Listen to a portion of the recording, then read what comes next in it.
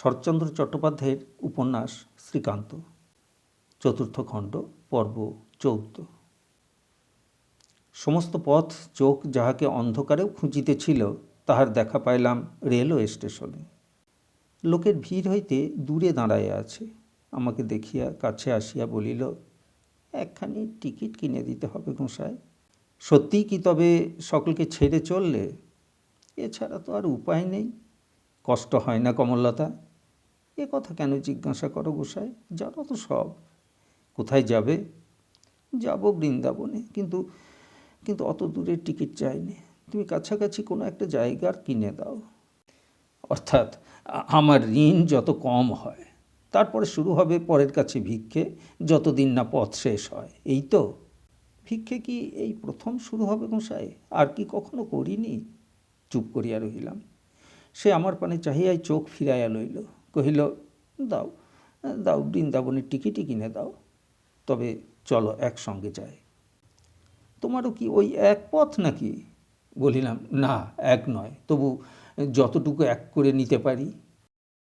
গাড়ি আসিলে দুজনে উঠিয়া বসিলাম। পাশের বেঞ্চে নিজের হাতে তাহার বিছানা করিয়া দিলাম। কমললতা ব্যস্ত হইয়া উঠিল। ও কি করছো গোসাই?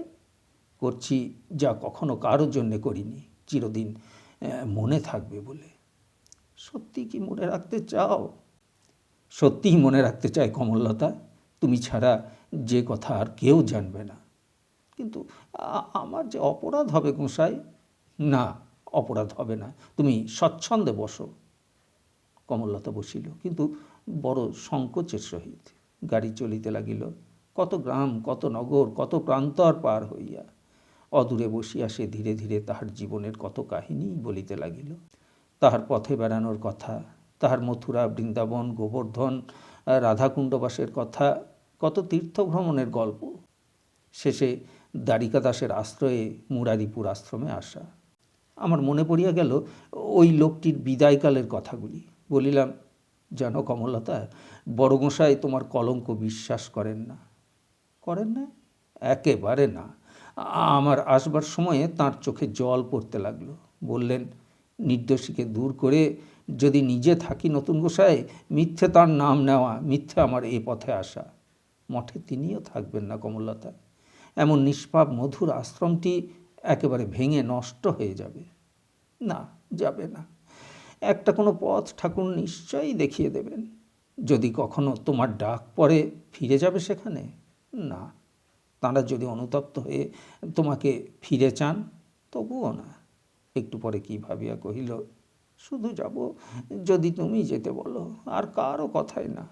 কিন্তু কিন্তু কোথায় তোমার দেখা পাবো? এ প্রশ্নের সে জবাব দিল না, চুপ করিয়া রহিল। বহুক্ষণ নিঃশব্দে কাটিলে ডাকিলাম, কমললতা।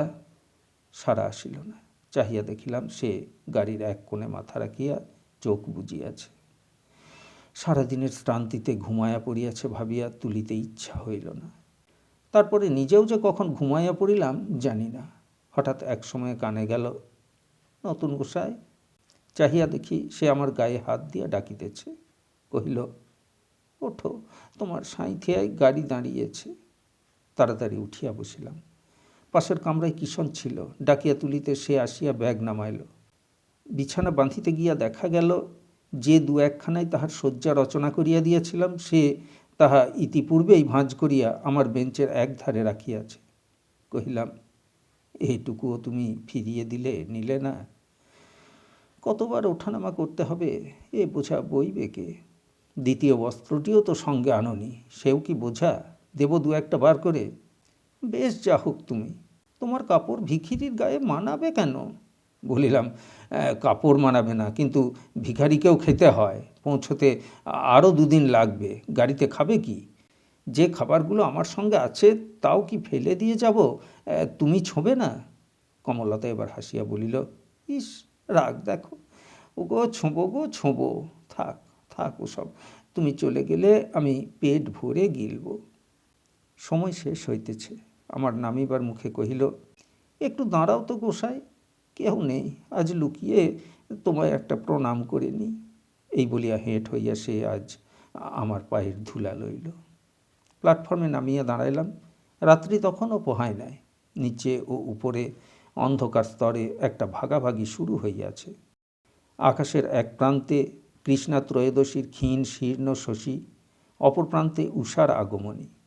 সেদিনের কথা মনে পড়িল, যেদিন ঠাকুরের ফুল তুলিতে এমনি সময়ে তাহার সাথী হইয়াছিলাম। আর আর আজ বাঁশি বাজাইয়া সবুজ আলোর লণ্ঠন নাড়িয়া গার্ড সাহেব যাত্রার সংকেত করিল। কমললতা জানালা দিয়ে হাত বাড়াইয়া এই প্রথম আমার হাত ধরিল। কণ্ঠে কি যে মিনতির সুর, তাহা বুঝাইব কি করিয়া। বলিল, তোমার কাছে কখনো কিছু চাইনি, আজ একটি কথা রাখবে? হ্যাঁ হ্যাঁ, রাখব বলিয়া চাহিয়া রহিলাম।